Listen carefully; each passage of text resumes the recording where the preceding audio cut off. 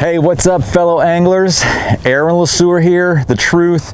We're out at the Delta again, and today what we're gonna do is we're gonna fish nothing but Sycamore Slough.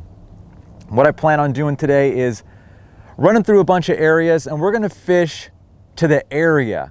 Not really a pattern.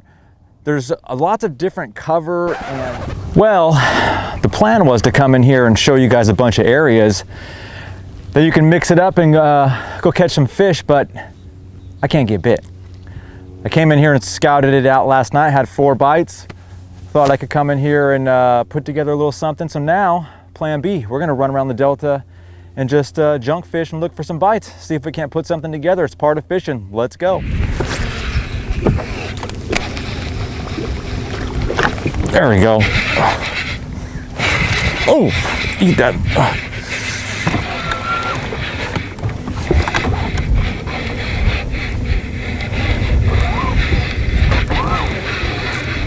Oh, crappers. All right, so I just lost a 2-pounder right there. I'm practicing what I preach. I couldn't get anything going in Sycamore. If you watched episode 4, I said, don't just put this bait down or use this bait in the first couple hours in the morning. Don't be afraid to throw it all day long. So yesterday's spot 2 or episode 4, I'll drop a waypoint on where I started. I've been working down this entire bank, and I've had like 5 bites. I caught 1 small one, but the other ones either missed it or came off. And I just had a nice one right there come off. So I'm just gonna expand on what was working yesterday, which is throwing this whopper plopper out here on the other side. I'll drop waypoints. I'm gonna tell you what, we got some current, I'll give you the tide info. We're just gonna go through and expand on episode 4, the pattern and the baits that we were using.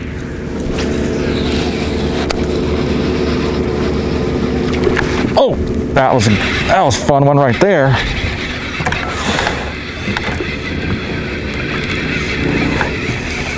Smashed it. Oh yeah.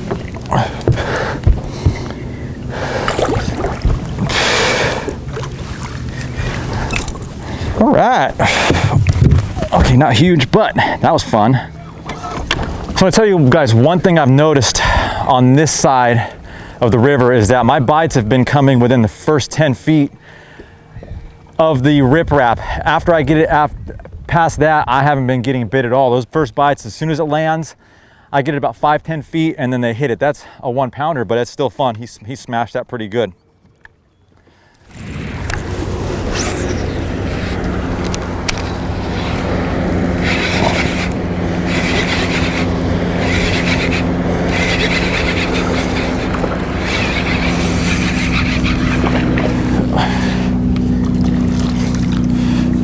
Right. I missed a big one just back there on these tules right here. These are good ambush points, and I went right by there and I missed my cast, and right as I pulled it by, the fish back there, the fish saw me and he was coming out to get it. So make sure you're making those good casts. There's not that many little tule clumps on this side, so these are really, really good ambush points for them.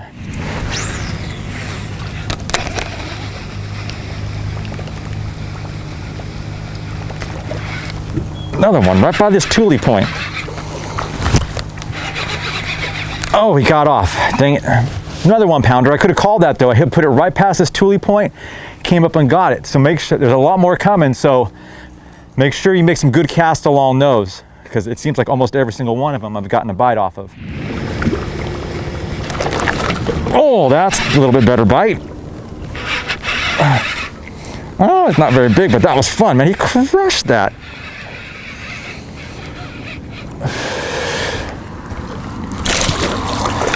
We'll take that. That was fun. It's right by this pipe. This little area right here, it actually flattens out a little bit. And there's a lot of cover. There's a big tree right here. There's this pipe and some weeds.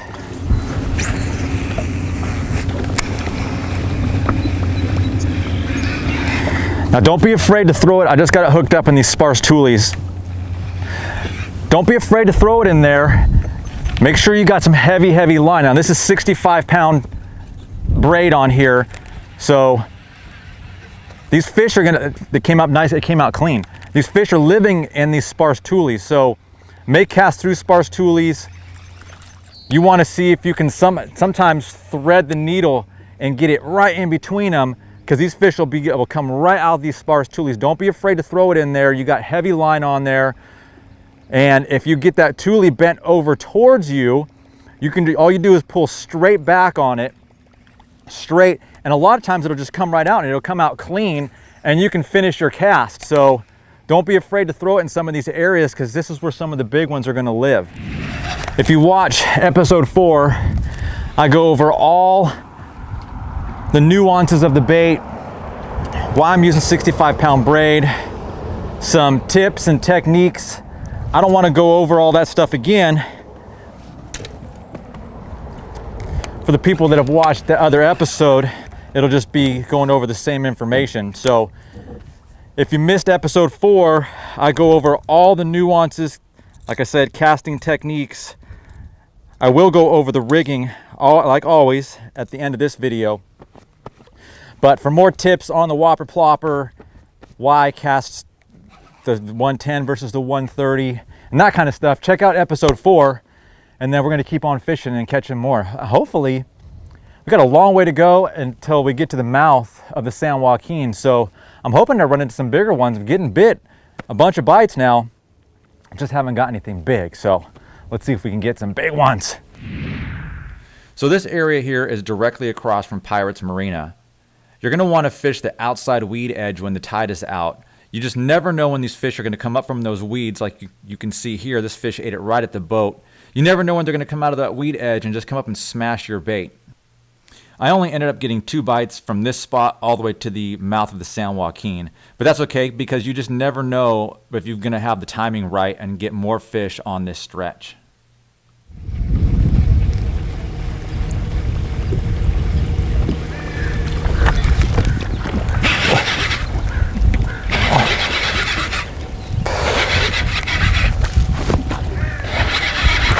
It's an onslaught with this bait on this part of the river. Another little one, but it's another topwater fish.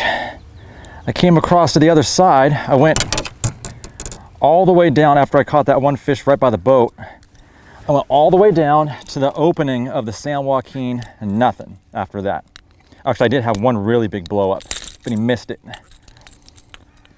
And then I decided to come back over here, the other side of where the marina is, right when the riprap started. Second cast. I fished this point for about another 10 minutes. You'll see here in the video that a fish attacks it, never gets hooked up, but I didn't change my retrieve speed and he comes back and gets it again. So one thing to note about the retrieve is if a fish slashes at your bait, don't increase or slow down your retrieve. Just keep moving it at the same speed. These fish can be pretty aggressive and they'll try to do a follow-up on it and eat it. Here's another example of a big flat where you have to fish the outside weed line. You can't throw the Whopper Plopper up there tight because these weeds are all exposed and it's just going to foul up your cast. So just keep pulling it along the weed edge, and these fish are staged up looking outside, and a lot of times they'll come up and just smash it when you're not expecting it.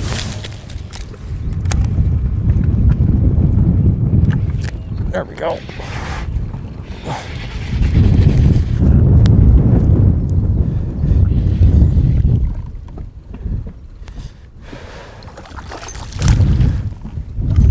All right. So, in the last episode, I was on this stretch. I said when the tide comes out, you can come out here and fish on this very outside edge with either a Senko or some sort of reaction bait. And I've just been running the edge. Tide's way out.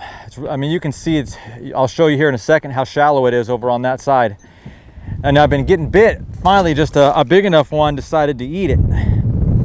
So I'm just making my way back towards B&W, just fishing this outside edge with a spinner bait. It's too windy for a Senko, so just caught my first one. It's been awesome.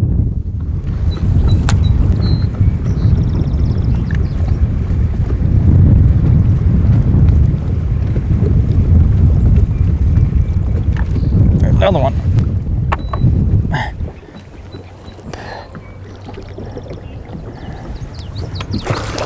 Oh, that's a nice one right there. Whew. I'm just messing around on the way back into the ramp. I just wanted to show you guys and verify, because I was talking about this yesterday, about coming back through and working this outside edge. There's another nice one right there. So I'm just following the weed edge, throwing it out to the edge, counting about 2 or 3, letting it fall, and then I got my trolling motor on continuous, and I'm just going on this outside weed edge, fishing pretty fast. I'm into the wind, into the current, and I'm low on battery. I've got it on 10 right now, so it's fun. So I got a quick tip while I'm making my way back in. There's a lot of little fish out here and striper. So when you're getting bit, you're gonna feel a lot of little thumps. Don't set the hook and pull it away. Just keep reeling on it, and those big ones, they won't let go. They'll load up. Those little ones will just keep pecking at it. So just in case if a big one hits it and you don't want to pull it away from the big one, I just keep reeling it in on the fish that I've caught. They've pretty much hooked themselves, and those little ones just keep pecking at it. You'll get a bunch of that on this stretch. I've had the bait getting slapped at by either little striper or little bass, one of the two. And those big ones, I just keep reeling, and then they just pull straight back, and then you know you got them. So I fished this entire stretch all the way back to the bridge. There's not that many weeds or tules, but there are these pilings. So make sure you throw your bait really close to the edge and bring it back to the boat. The fish were kind of staging up in about 3 to 4 feet.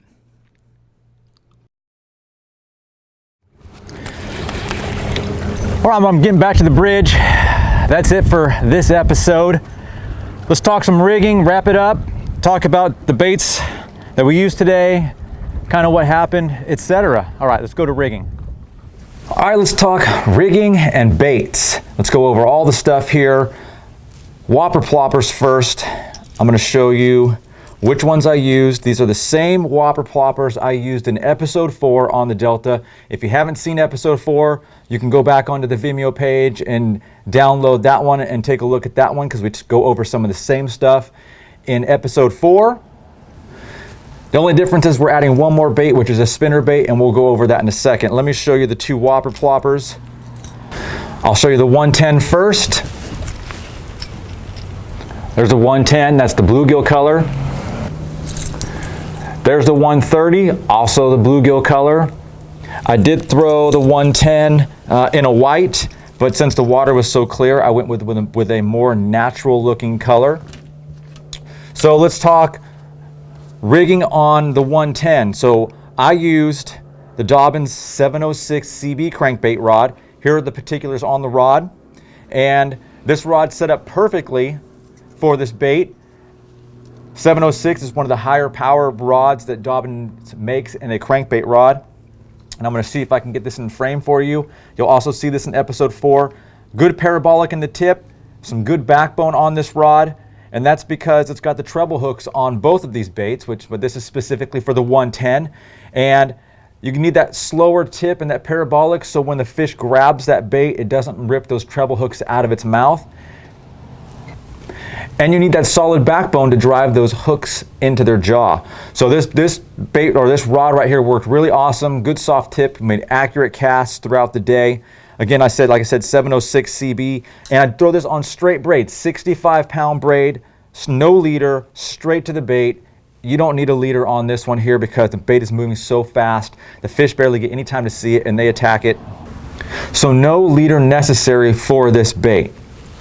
So on the 130, I threw it on the Dobyns DC 735 CB glass. This is one of the newer glass rods. Here are your rod particulars on this one. Now, also I had this one in episode 4. I told you a little bit about this rod. I'll go over this one more time on this episode as well, that this rod is just a hair slow throwing that bait, and they do make a 736, and I do want to try that to see if it's a little faster in the tip, because the bait was a little bit slowed on the cast, and so the bait wasn't catching up to the cast, and so some of my casts weren't that accurate, so I want to try this on the 736, but let me show you the tip on this one too as well. Pretty much very similar to the 706, got some really good parabolic bend on there, and then the backbone starts right about 1/3 down the rod. Again, slow enough so that fish can load up, and then it gets into the backbone where it's setting that hook into their jaw. And when they're trying to shake the bait and come up on these rods, there's enough give in that tip so that it's allowing them some movement in some when they're pulling back on this bait, so it's not ripping treble hooks out of their face. I did lose a couple fish here and there. That's just part of the deal on these baits with treble hooks, that they'll throw it every once in a while. But minimizing the amount of fish lost is important on the specific rod that you used with the technique. Now, if you went a stiffer rod on these baits, it's not going to allow that much give, or even on the hook sets, when they grab it and they pull it, the rod's going to be so fast and so stiff that it's going to pull it out of their mouth super quick, and you'll lose a lot more fish and not get as many bites if you're using a faster rod versus one with more parabolic. So it's something to note. Again, 65-pound straight braid. They're both on Abu Garcia Revo STX 6/4-to-1 rods. In the video, I think I talk about how I don't want to go any faster than that, so that because I can control the retrieve speed a little easier on a moderately fast reel, I can slow the retrieve speed down. I can speed it up depending on how fast I crank the handle, depending on the conditions out on the water, whether it's flat or it's choppy. I can control it easier on a moderately fast reel.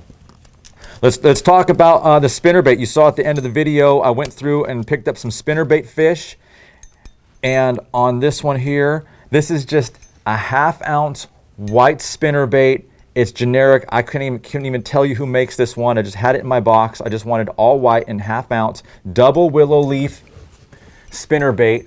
Any white spinnerbait, 1/2 ounce double willow leaf will work. So just whatever you have available, throw it out. You know, the 1/2 ounce is what I like to go with. It's a little easier to cast when it's windy out there, and it gets down quicker into the strike zone area. So I wouldn't want I have 3/8, but out there when it gets windy, it's just really hard to throw a 3/8 and not backlash it, especially if you're throwing into the wind. And I feel like I can control the depth on this a little bit easier, depending on how fast I want to count it down. And on this one out there, I was counting it anywhere from 1 to 2 seconds before I started my retrieve. And the retrieve was just a slow, steady retrieve that you saw in the video, and I wasn't setting the hook until I felt those fish load up on the rod versus the other smaller ones smacking it and banging into the bait. So let's talk about the rod real quick. I threw it on a 7. This is the Dobyns 734 CSH. You'll see the particulars here. The SH just stands for split handle. I do prefer a split handle versus a full cork. That's just personal preference. Not everybody likes the split handle or the feel of it, but that's the one I like. And this is on 20-pound braid with this one I do have a leader on. This is a 15-pound P-line floral leader, just a Palomar knot to the actual bait. And then you've seen other videos where I like to use the double uni knot. That's how I got the 2 lines together on this one. There are other knots available. That's personal preference. This one just works for me. It's fast and easy to tie, and it's the one I know how to tie. So I haven't experimented with other knots, but maybe you like the other couple of knots out there better. Again, this is on the Revo STX 6/4-to-1. Now on the Dobyns rod, I'll tell you, this is the 734 7 foot 3 inches long 4-power. Works great for spinner baits because that little extra 3 inches, a 7 foot versus a 3 foot, allows a little longer casts, and that 4-power really allows me to keep those fish buttoned up. And if I need to really horse them up to keep them out of the weeds, that 4-power really does a good job of helping me control those fish if I need to, especially out on the Delta. With this bait or any other bait you're using out there, especially with treble hooks, you want some good backbone on your rod, a stout rod, because these fish, try to put you into the weeds or pull you into the tules, and you need to be able to control them, get their faces up out of there or hold them up high so they don't get down there and get buried in that, because you can lose a lot of big fish doing that way. So you want to have a rod with some pretty heavy backbone to be able to control those fish so you don't get beat out there. So those are the setups, those are the baits. There'll be more episodes of The Truth coming here on Vimeo. Make sure you subscribe to my YouTube channel, Instagram, and look me up on Facebook, Aaron LeSieur Outdoors. That's where you're going to see the information when the new episodes come out, so you can stay up to date on the areas that I'm fishing. I'm going to probably go back out to the Delta again here pretty soon, and then there'll be other lakes that we're going to hit. So stay tuned for all that. Stay focused, fish hard, and I'll see you out on the water.